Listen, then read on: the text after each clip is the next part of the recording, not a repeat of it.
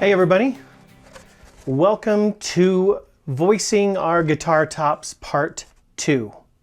I feel like the last 5 or 10% of shaping these braces and voicing the top take as much time as almost everything else up to this point. It's really fine-tuning these things, looking for every last bit that we can kind of eke out of this before we start to degrade the structural integrity.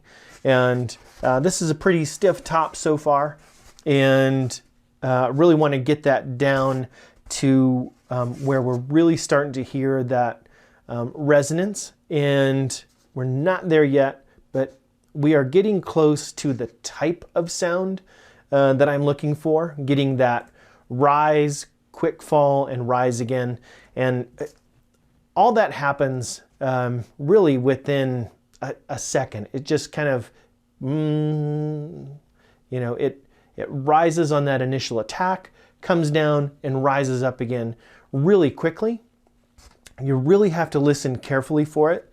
And I'm starting to hear that, but not quite to the degree that I want to yet. So I'm going to take these braces down just a little bit more, and we'll see how close we can get to that, and then we can start cleaning this up. Definitely seeing here where on these tone bars, pretty tall and right on these peaks, so I can take these down a little bit. And then, like I was saying before, once I start getting out into this area, really where there's nothing else to support it, these are kind of unsupported in these areas. Really don't want to take a whole lot off here. I want to leave this intact, but I can take these peaks down a little bit, and I can take some of this height in here on the X braces down, and then a little bit more on these finger braces, but not that much more. All right, so a little bit more work to do. We'll take another listen, and hopefully by then we'll hear what we're looking for.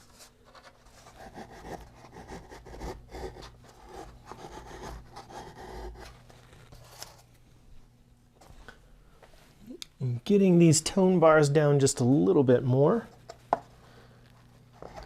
And as I shape these, carve these, take material away, take mass away, I am trying to shape them as close as I can to the way I want them to end up, because I really don't want to change the shape and change these things too much after I've completed my voicing and where I want to hear that. So I like the way that these structurally work. This has worked for me. I know there are some people, gosh, there are so many different methods to making these braces. You can put the scallops in them. You can make them flat. You can round them off from the beginning. You can do all sorts of things.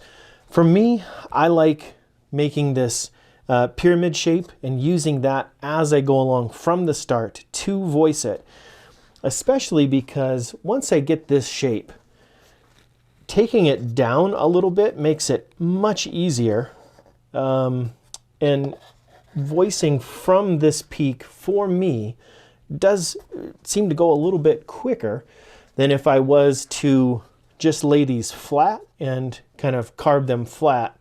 I've done that before, and I've had success with that. But for me, now I have kind of fallen into this shape, and I really like the way that it works for me. And I like the visual of it as well.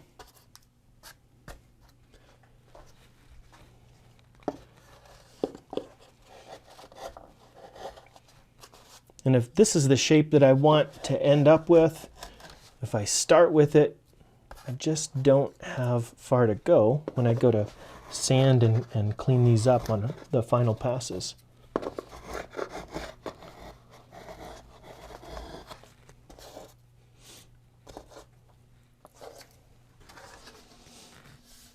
want to try and maintain my symmetry as well, so keep that in mind. And I'm not shaving these off like I'm, you know, spot tuning. You know, I'm not saying that, well, this is going to be the bass side, so I want to really have this side loose, and this is going to be the treble side, so that's okay if this is tighter. It doesn't really work that way. Everything is a system. So just imagine the entire top as a complete system unto itself. So everything's connected, and everything does a job that helps another brace.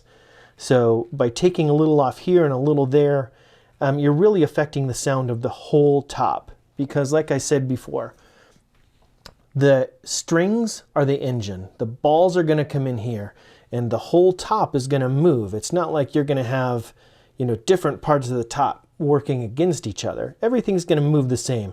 The upper bout's going to be stiffer than the lower, but as a whole, it's going to operate as a system.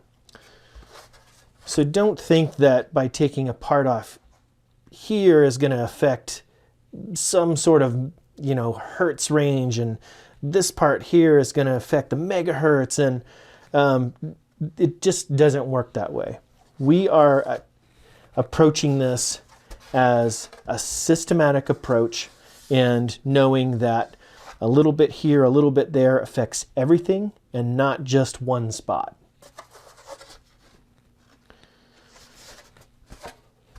Okay, getting a little closer.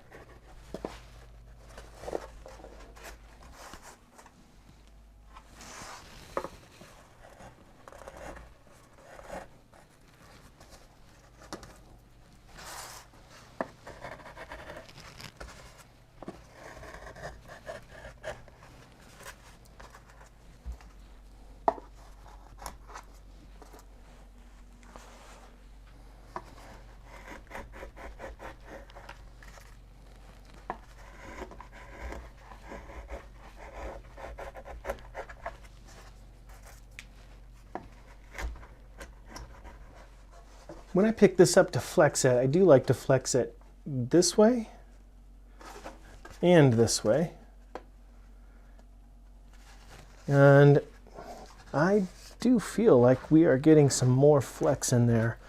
The weight of it just feels a little bit lighter, and I do have quite a pile of shavings, so I can see why that would feel that way. I'm taking a look at it. I like the way things are looking. Feels visually pretty balanced.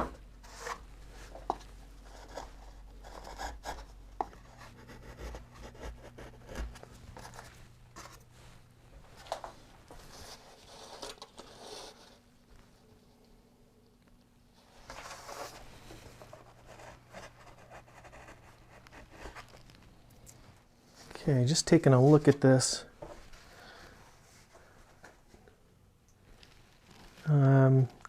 I do like the way things are looking right now. It looks balanced. It flows well. If I'm looking at this from a taper perspective, things are fairly smooth. I mean, there's a lot of transitions and and chisel marks that will come out relatively quickly with the sandpaper, and it's not going to change the mass very dramatically. And I think I should take a listen to this. Yep.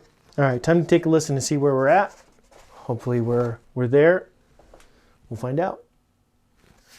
Things are looking good. I like the way all these transitions are. I like the shape. Things look symmetrical. I managed not to gouge the top anywhere, so that's always good. So now the real test, right?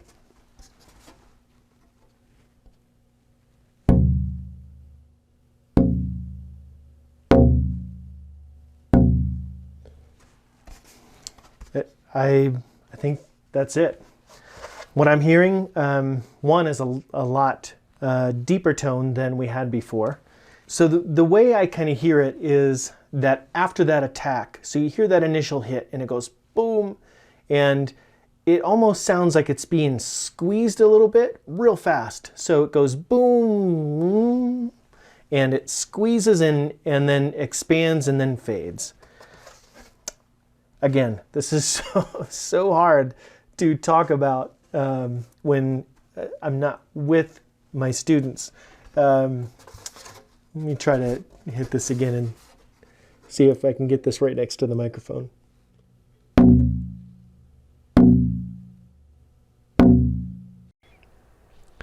Now here I went in and took some screenshots of exactly what's happening. The first one is the initial tap tone. You can see there's a big hit and it quickly declines, and it's all a little quiet. And then the second one, you can see where there's a big initial hit, a very quick decay, and then it expands again and then fades. And all that happens really, really quickly, like in just a split second. But I thought this was a really cool representation of exactly what I was talking about, and more realistic one than I had sketched out in the beginning of talking about voicing.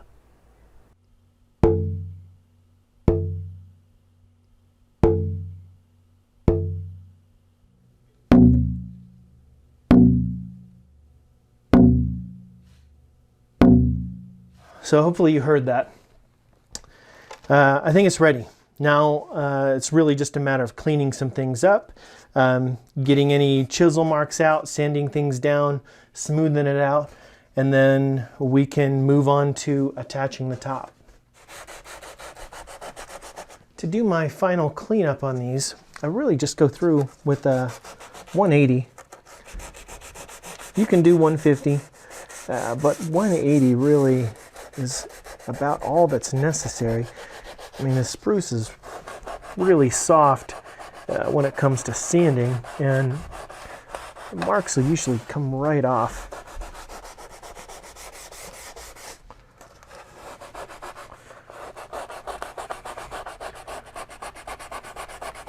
You can use a block if you'd like to.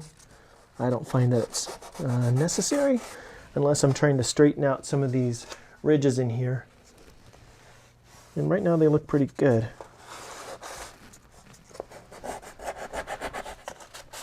If you do have any scrapes or marks or gouges or anything kind of hanging loose on the top itself, now's a good time to get those.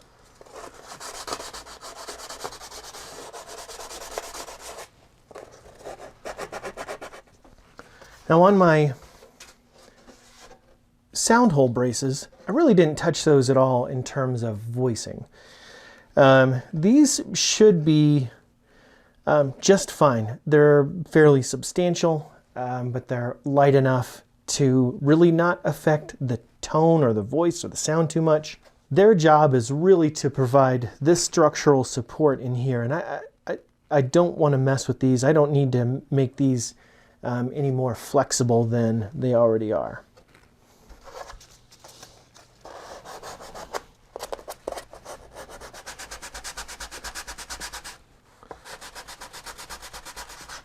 And on this, I really want to get this transition from the soundboard up into these braces as zeroed out as I can right here. And if I can get this glue and these brace marks off of there,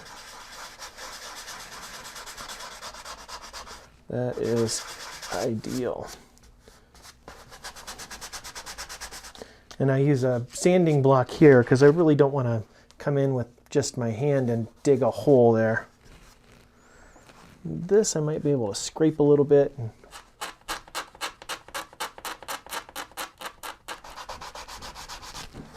Yeah, I'm happy with that. I'll just repeat this on both sides. One thing I don't want to do is forget to file this down, because when we come in from the top to get truss rod access here, when that comes through, we don't want to block our way. Oh, there we go. We don't want to block our access here, so we have to file this down.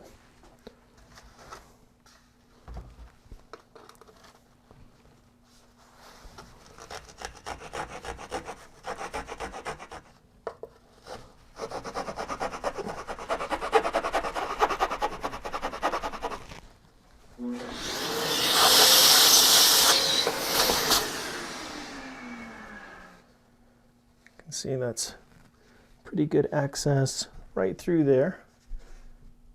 Call that good. We'll sand this off and keep going and clean the top up. Glue spots. Now this is about ready to glue up. Everything is shaped, sanded, looks good, sounds great, and the only thing left to do at this point is to sign your name on it. I like to sign the inside down here in the lower bout with a name, a date. You certainly don't have to. It's not a requirement by any means.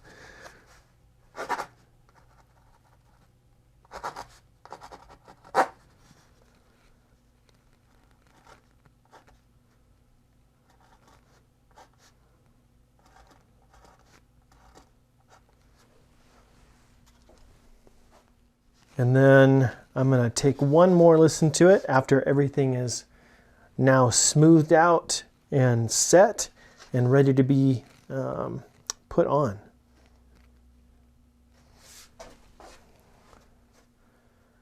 Yeah, I like the way everything here is looking. Feels great.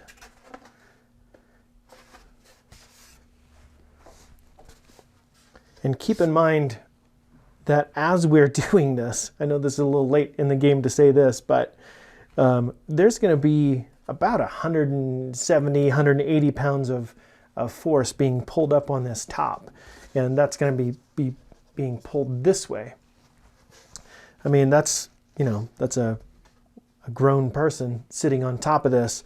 And so this spruce has to support all that. So that's what we talk about in structural integrity, is that it's not just this kind of sitting idle. We have 180 pounds of force being applied at the bridge plate that's going to be trying to pull this whole thing apart.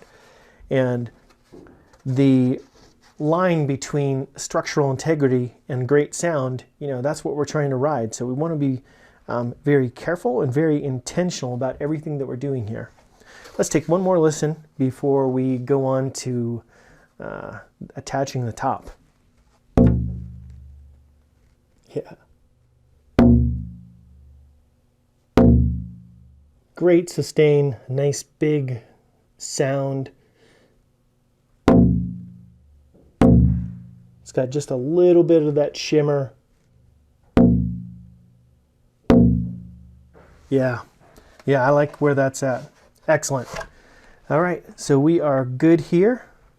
We've got everything looks good. I like the way that it's flexing. Like the way that it looks. Everything's symmetrical. Everything's cleaned up. And we're ready to attach it.